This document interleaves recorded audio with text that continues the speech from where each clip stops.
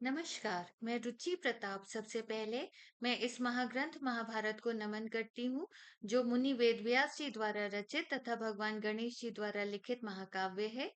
इस महाग्रंथ का संस्कृत से हिंदी में अनुवाद गीता प्रेस के शास्त्री महोदय श्री राम नारायण दत्त जी ने किया है।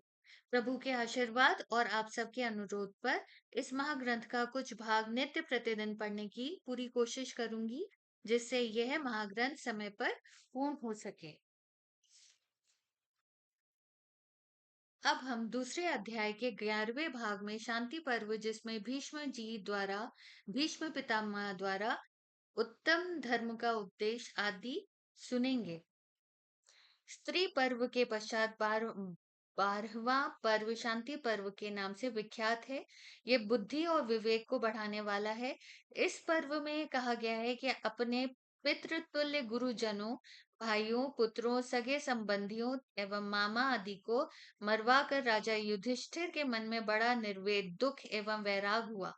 शांति पर्व में बाणशैया पर शयन करने वाले भीष्म जी के द्वारा उपदेश किए हुए धर्मों का वर्णन है। उत्तम ज्ञान की इच्छा रखने वाले राजाओं को उन्हें भली भांति जानना चाहिए।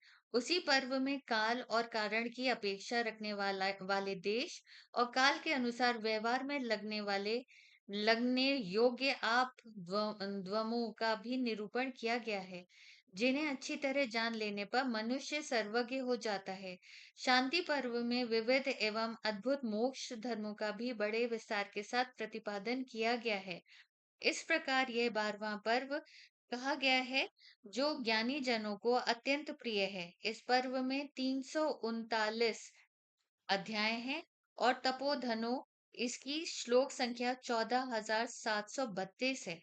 इसके बाद उत्तम अनुशासन पर्व है, यह जानना चाहिए, जिसमें कुरुराज युधिष्ठिर गंगानंदन भीष्म जी ने धर्म का निश्चित सिद्धांत सुनकर प्रकृतिस्थ हुए यह बात कही हुई थी। प्रकृति हुए यह बात कही गई है। इसमें धर्म और अर्थ से संबंध रखने वाले हितकारी आचार व्यवहार का निरूपण किया गया है। साथ ही नाना प्रकार के दानों के फल भी कहे गए हैं। दान के विषय, पात्र दान की उत्तम विधि, आचार और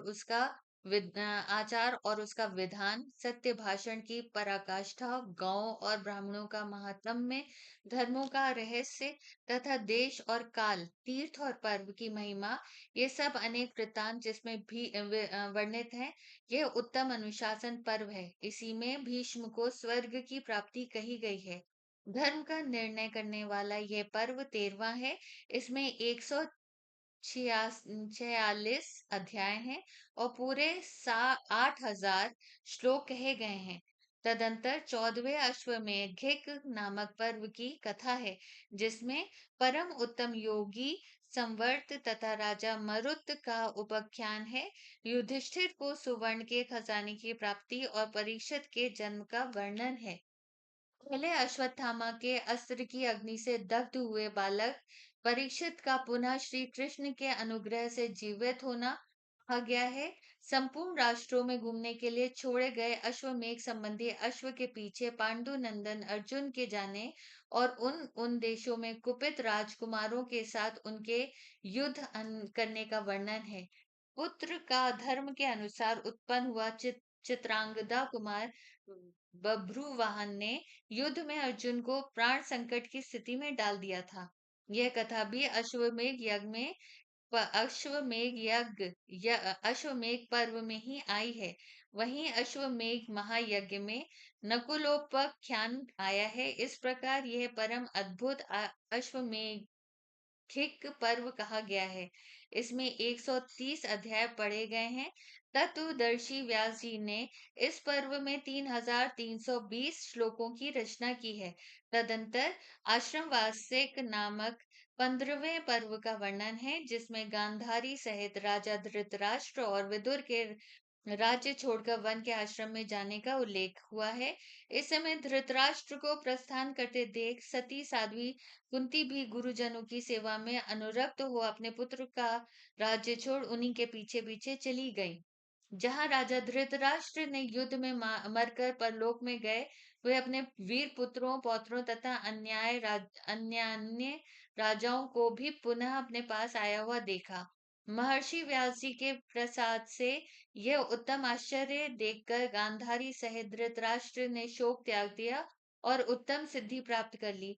इसी पर्व में यह बात भी गई है कि विदुर जी ने धर्म का आश्रय लेकर उत्तम गति प्राप्त की। साथ ही मंत्रियों सहित जितेंद्रिय विद्वान गणपुत्र संजय ने भी उत्तम पद प्राप्त कर लिया। इसी पर्व में ये बात भी आई है कि धर्मराज युधिष्ठिर को नारद जी का दर्शन हुआ। नारद जी ने से ही उन्होंने यदुवंशियों के महान संहार का समाचार सुना। यह अत्यंत अद्भुत वार्षिक पर्व कहा गया है। इस पर्व में अध्यायों की संख्या 42 है। तत्वदर्शी व्यास जी ने इसमें 1506 श्लोक रखे हैं। इसके बाद मौसर पर्व की सूची सुनो। यह पर्व अत्यंत दारुण है। इसी में यह बात आई है कि वे श्रेष्ठ यदुवंशी वीर समुद्र के तट पर आपस के युद्ध में अस्त्र शस्त्रों के स्पर्श मात्र से मारे गए। ब्राह्मणों के शाप से उन्हें पहले ही पीस डाला डाला था। उन सबके मधुपान के स्थान में जाकर खूब पिया और नशे से होश हवास खो बैठे। फिर दैव से प्रेरित हो परस्पर संघर्ष करके उन्होंने एर का रूपी वज्र से एक दूसरे को मार डाला। वहीं सबका संहार करके बलराम और श्री कृष्ण दोनों भाइयों ने समर्थ होते हुए भी अपने ऊपर आए हुए सर्व संहार की महान काल का उल्लंघन नहीं किया। महर्षियों की वाणी सत्य करने के लिए काल का आदेश स्वेच्छा से अंगीकार कर लिया। वहीं यह प्रसंग भी है कि नरश्रेष्ठ अर्जुन द्वारका में आए और उसे ऋषि वंशियों से सुनी देख विषाद में डूब गए। उस समय उनके मन में बड़ी पीड़ा हुई। अगले भाग में अर्जुन द्वारा श्री कृष्ण का दाह संस्कार किया जाना सुनेंगे।